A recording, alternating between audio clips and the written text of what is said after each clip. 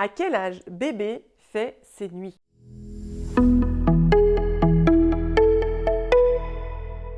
L'ultime question que vous vous posez souvent, et notamment parce qu'on vous la pose, est-ce que ton bébé fait ses nuits? Bonjour, je suis Nathalie, accompagnante parentale. Bienvenue sur cette chaîne. Ici, tu trouveras tout pour le développement de ton enfant de la grossesse à 3 ans pour l'accompagner sereinement et sans t'épuiser. Alors, abonne-toi tout de suite à ma chaîne en cliquant sur le bouton ici et n'oublie pas d'activer les notifications pour être prévenu des nouvelles vidéos. Nous allons donc voir ensemble à quel âge bébé fait ses nuits. Alors, il y a certains mythes qui circulent sur le fait que ce soit à 4 mois ou à 6 mois, etc.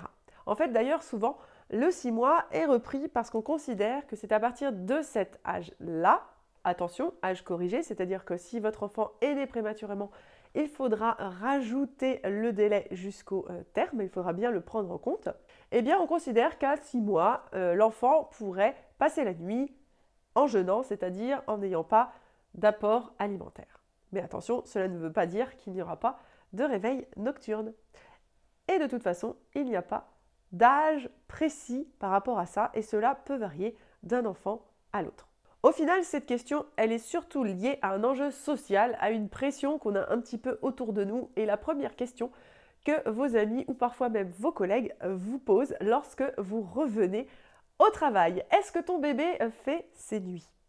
Alors, nous allons voir un petit peu ensemble qu'est-ce que disent les études sur l'observation des bébés et leur sommeil. Et pour vous rassurer par rapport à ça, j'aimerais vous citer une étude canadienne de 2009 qui indiquait que sur des enfants de 1 à 3 ans, en moyenne, il y avait un réveil nocturne par nuit, 6 jours sur 7. Ça fait une sacrée différence avec le fait de dormir toute la nuit, tous les jours de l'année, et ce, dès le plus jeune âge.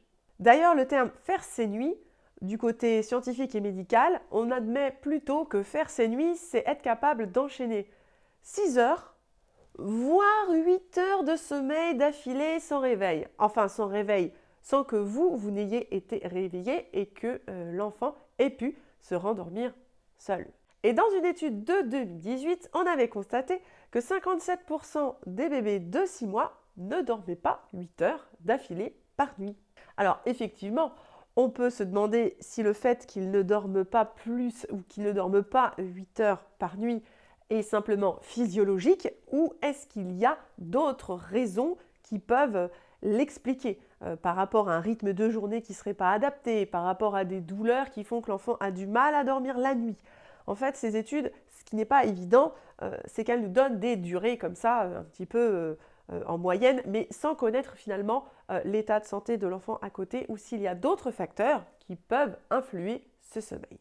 Donc oui, il y a un côté aussi génétique, un côté personnel. Alors comme certains adultes qui n'arrivent pas à dormir une nuit complète sans se réveiller, eh bien les bébés ont besoin en fait de se réveiller pour différentes raisons, qu'elles soient alimentaires, qu'elles soient en besoin de sécurisation, que ce soit parce qu'il y a une douleur, etc. Et donc on va travailler sur ces aspects-là pour essayer d'améliorer le sommeil, qu'il soit nocturne ou diurne, donc en journée, car ce n'est pas forcément une fatalité. Peut-être qu'il y a des éléments sur lesquels on peut agir pour améliorer le sommeil et avoir des nuits notamment qui vont être plus continues avec des enchaînements de cycles.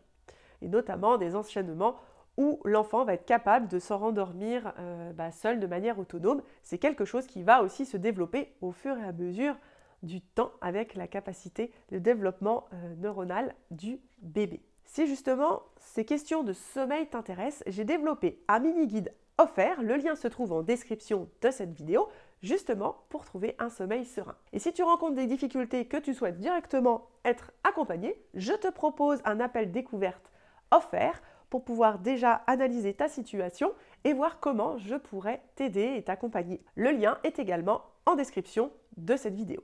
Si tu as aimé cette vidéo, n'hésite pas à mettre un pouce bleu. Si tu as des questions sur ces histoires de nuit, n'hésite pas à les poser en commentaire de cette vidéo. Et je te dis à la semaine prochaine pour une prochaine vidéo.